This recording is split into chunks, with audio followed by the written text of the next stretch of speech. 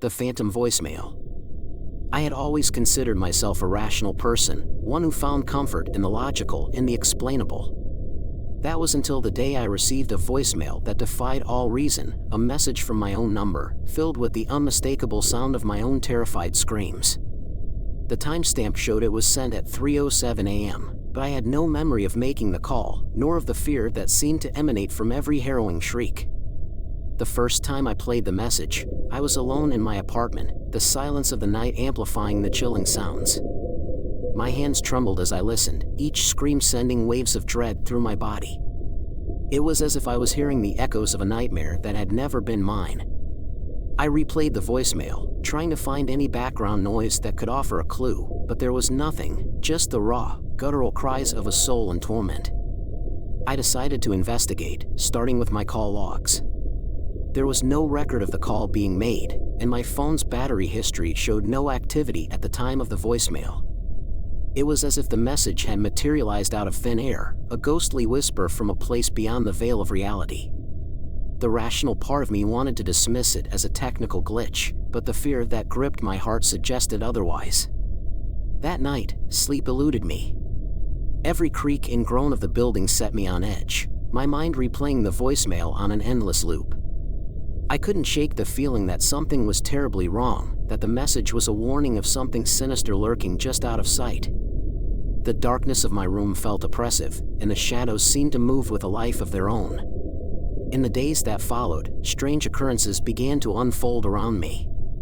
Objects in my apartment moved without explanation, and I caught glimpses of figures in the corner of my eye that vanished when I turned to look. The air grew heavy with a sense of foreboding, and the once familiar walls of my home now felt like the confines of a prison. As I delved deeper into the mystery, I uncovered stories of others who had received similar voicemails, each one a harbinger of misfortune or tragedy. A pattern emerged, a thread connecting the recipients through a web of unexplained phenomena. It was clear that I was not alone in this nightmare, but that offered little comfort. If anything, it only served to heighten the terror. The climax of this horror came on the 7th night, when the boundary between my world and the unknown seemed to blur. I awoke to the sound of my own screams, not from the voicemail, but from my own throat, echoing through the darkness. The room was cold, the air charged with an electric tension, and I knew, with a certainty that chilled me to the bone, that whatever had sent the voicemail was now here with me. The days blurred together, each one a relentless march toward the heart of my terror. The phantom voicemail haunted my every waking moment, its spectral cries echoing through the corridors of my mind. I became obsessed, desperate to unravel the mystery that now consumed my life. My research led me to an old woman named Evelyn, a recluse who lived on the outskirts of town. She was rumored to possess knowledge of the supernatural, a connection to the otherworldly that bordered on madness.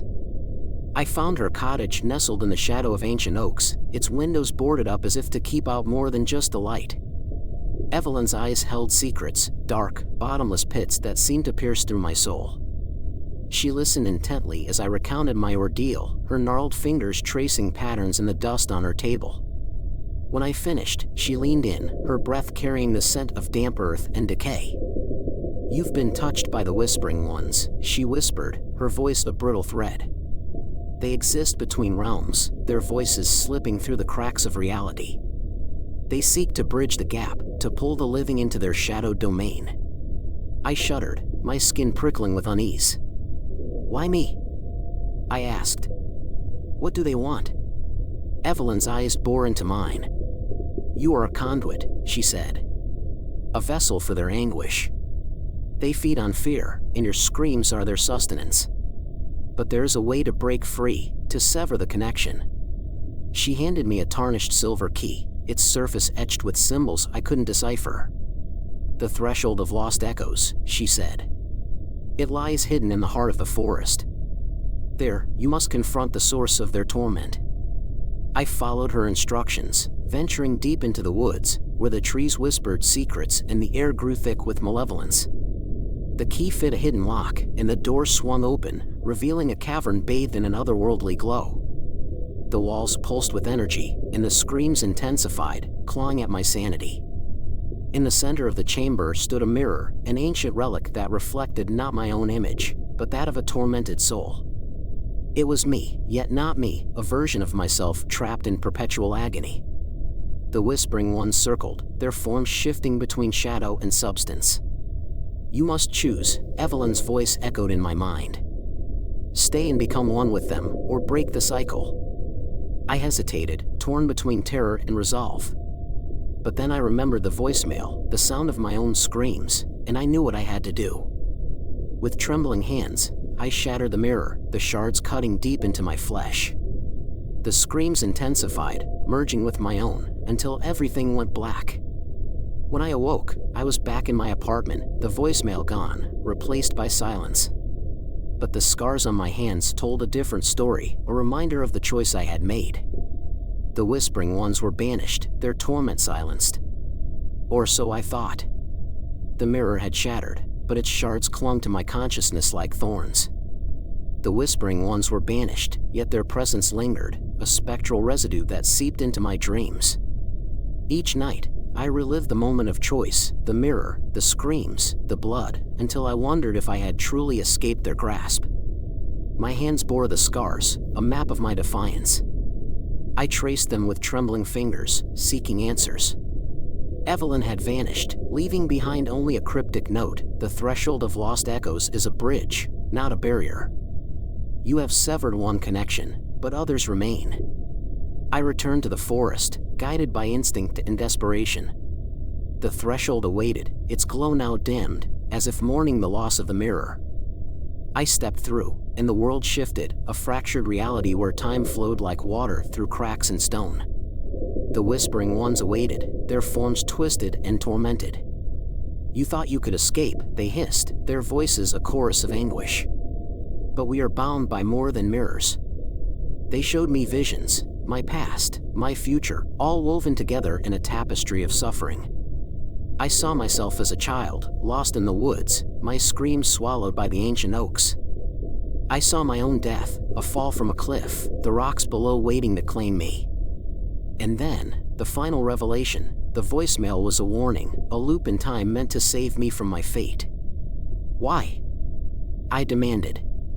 "Why torment me?" The whispering ones laughed, a sound like wind through a graveyard. "Because you are the key," they said. "The echo that resonates across dimensions. We feed on your fear, but we also seek release." They offered a choice: to remain trapped in their cycle, a perpetual feast for their hunger, or to become a conduit, a bridge between worlds. The latter meant surrendering my humanity, becoming something more and less than human. It meant carrying their screams, their pain, until the end of time. I hesitated, torn between two abysses.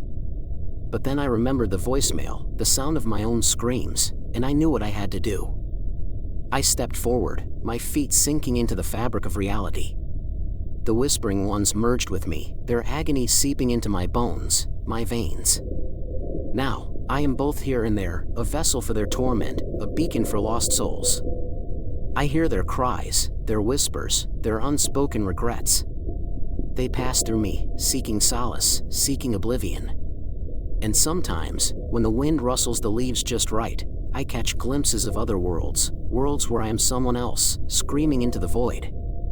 So if you ever receive a voicemail from your own number, listen closely. It might be me, reaching out from the threshold of lost echoes, trying to warn you. Or perhaps, it's already too late. The line blurs, and the unseen becomes the unheard. Story 2. The Unseen Guest. Every night, as the clock chimed 12, a chilling silence descended upon our old Victorian house. It was during one such night that my daughter, Lily, first told me about the stranger in her bed. Her voice, quivering with fear, woke me from a deep sleep. "Daddy, there's someone sleeping in my bed," she whispered. I rushed to her room, my heart pounding, only to find her alone, curled up with her teddy bear. I checked every possible hiding spot, but there was no one. I assured her it was just a dream and tucked her in, dismissing it as a child's nightmare. But the next night, she insisted again, her eyes wide with terror. "He's back, Daddy. The man in my bed." This time, I stayed in her room, watching over her as she drifted back to sleep. Hours passed, and just as I began to doze off, a cold breeze swept through the room. The air grew thick, and I felt an inexplicable presence. I opened my eyes to the moonlight casting shadows, but what I saw next froze me to the core. There, on the edge of Lily's bed, was the indentation of a person, as if someone invisible lay beside her. I reached out, my hand trembling, and the space was ice cold. I pulled Lily into my arms and fled to the living room, where we spent the rest of the night with all the lights on. The following day, I searched for any logical explanation. I researched the history of our house, spoke to neighbors, and even consulted a medium. They all said the same thing: our home was clean, with no past of hauntings or tragedies. Yet, every night, the presence returned. I installed cameras, hoping to catch a glimpse of the uninvited guest, but they showed nothing. No one believed me, not even my wife. She thought the stress of my job was getting to me, causing hallucinations. But Lily knew. She felt it too. We were both haunted by something unseen, something that left us feeling watched and vulnerable. One evening, as I read Lily a bedtime story, she suddenly looked past me and smiled. "He's here, Daddy," she said calmly. "He likes the story too." A chill ran down my spine. I turned around, but there was nothing, just the empty room and the soft hum of the night. I couldn't shake the feeling that we were not alone, that the house breathed with a life of its own. As days turned into weeks, the strain began to show. Sleepless nights took their toll, and I started seeing shadows move in the corners of my eyes. Whispers filled the silence, words I couldn't quite catch. My daughter's once bright eyes now held a depth of knowledge no child should possess. She spoke of the man as a friend, saying he was lonely and just wanted to stay with us. Tonight, as I sit here writing this, I can feel him. The air is heavy, charged with anticipation. Lily is asleep, her breathing steady. But I know he's here, in the darkness, waiting. I can almost hear his breath, feel his gaze upon us. The house creaks, the wind howls, and I'm left wondering if I'm losing my mind or if the horror is real. The line between reality and nightmare is blurring, and I fear what will happen when it disappears entirely. The days blurred into nights, and our house became a battleground between the seen and the unseen. Lily's laughter turned brittle, her once vibrant eyes now clouded with secrets. She spoke to the stranger, whispered secrets into the darkness, and I wondered if she was merely a child or a conduit to something beyond our understanding. I researched the house's history, desperate for answers. The walls held memories, layers of paint concealing forgotten tragedies. The previous owners had vanished without a trace, leaving behind an eerie silence. I traced their footsteps through old photographs, their smiles frozen in sepia tones. But the stranger remained elusive, a phantom who defied logic. One night, as the clock struck midnight, I sat by Lily's bedside, my fingers brushing her hair. She slept soundly, oblivious to the tension that hung in the air. The room felt colder, the shadows deeper. And then, I heard it, the faintest whisper, like a moth brushing against my ear. "Why do you seek me?" The words were soft, almost tender, but they carried a weight that pressed against my chest. I turned, expecting to find the stranger, but the room was empty. The walls seemed to breathe, exhaling secrets. I pressed my ear against the wallpaper, listening. The whispers grew louder, a chorus of lost souls. They spoke of betrayal, of love unrequited, of promises broken. Each syllable etched into my skin, leaving invisible scars. Lily stirred, her eyes fluttering open. "He's here," she said, her voice distant. "He wants to tell you something." I leaned closer, my heart pounding. "What does he want?" I asked. She smiled, her innocence fading. "He wants you to remember." "Remember what?" The question haunted me. Memories resurfaced, my childhood, the laughter of friends, the scent of my mother's cooking. But there was something else, a darkness I couldn't grasp. The stranger was a key, unlocking doors I'd sealed shut. I spent nights pacing the hallways, my footsteps echoing. The walls whispered secrets, urging me to confront the past. I dug into old journals, letters, anything that held a clue. And then, in the attic, hidden beneath a floorboard, I found it, a faded photograph. A man stood beside a gnarled tree, his face blurred. His eyes bore into mine, accusing, pleading. Lily watched as I studied the photograph. "That's him," she said. "The man who sleeps in my bed." The pieces fell into place, the stranger, the whispers, the forgotten history. He was a lost soul, trapped between realms, seeking redemption. But what had he done? What sin bound him to our house? As the nights wore on, Lily grew weaker. The stranger fed on her innocence, draining her life force. I confronted him, standing in the moonlit room, my anger burning. "Why her?" I demanded. His form flickered, ethereal. "She reminds me of my past lover," he whispered. "I failed her, and now I'm cursed." I made a choice, a desperate pact. If he released Lily, I would help him find peace. He agreed, and the room filled with a blinding light. Lily slept peacefully, her cheeks flushed. But the stranger remained, his eyes filled with gratitude and sorrow. And so, we began our quest. The walls guided us, revealing hidden passages, forgotten names. Lily's laughter returned, but I knew time was running out. The stranger's story unfolded, a love lost, a betrayal unforgiven. We follow the whispers, deeper into the heart of darkness. As I write this, the stranger stands by Lily's bed, his hand on her forehead. The walls tremble, and I fear what awaits us. The truth lies buried, waiting to be unearthed. And as the clock chimes midnight, I wonder if redemption is possible or if we're all destined to become whispers in the walls. The house groaned under the weight of its secrets. The stranger, now named Elias, had become a constant presence. His form flickered, half in our world and half beyond. Lily grew paler, her laughter replaced by a haunting smile. She spoke to Elias, their conversations veiled in riddles. I listened, desperate for answers. Elias's tale unfolded, a love affair that defied time. He had been a painter, his studio hidden in the attic. His muse was a woman named Evelyn, with eyes like storm clouds and a laugh that echoed through the halls. They met in secret, their love forbidden by her wealthy family. But Evelyn was drawn to the darkness in Elias's art, the way he captured shadows and whispered secrets onto canvas. One stormy night, they pledged their love beneath the gnarled tree in the garden. Elias promised to paint her portrait, capturing her essence forever. But Evelyn's family discovered their affair, and in their rage, they locked her away in the tower room. Elias waited, brush in hand, but Evelyn never returned. The house absorbed her grief, the walls weeping tears of blood. Elias's paintings changed.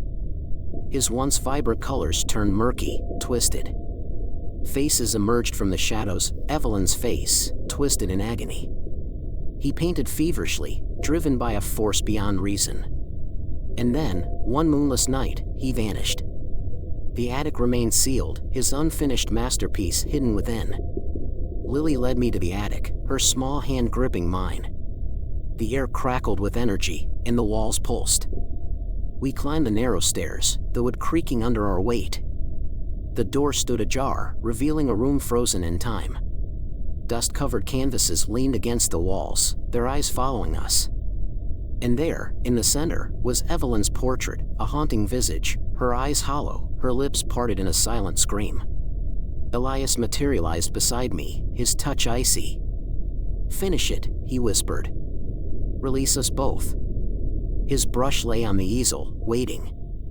I dipped it into the paint, my trembling hands guided by unseen forces. The colors flowed, Evelyn's eyes, the stormy gray, the blood-red tears. The room pulsed, the walls whispering encouragement. As the final stroke fell, the canvas trembled. Evelyn's eyes blinked, her lips moved. "Remember," she said, her voice echoing through the ages. Memories flooded my mind, Elias's kiss, the taste of rain, the scent of roses. I saw their love, their betrayal, their longing. And then, the truth, the reason Elias lingered. Evelyn's family had imprisoned her, but Elias had betrayed her. He had chosen his art over her, sacrificing their love for fame. Evelyn's heart shattered, and in her grief, she cursed him. Elias became a wanderer, seeking redemption. But he could not rest until Evelyn forgave him. I faced the canvas, my breath ragged. "Forgive him," I whispered. The room trembled, the walls closing in. And then, Evelyn's lips curved, a smile, bittersweet. "Finish it," she said. "Free us both." I painted the final stroke, and the room exploded in light. Elias and Evelyn merged, their forms intertwining.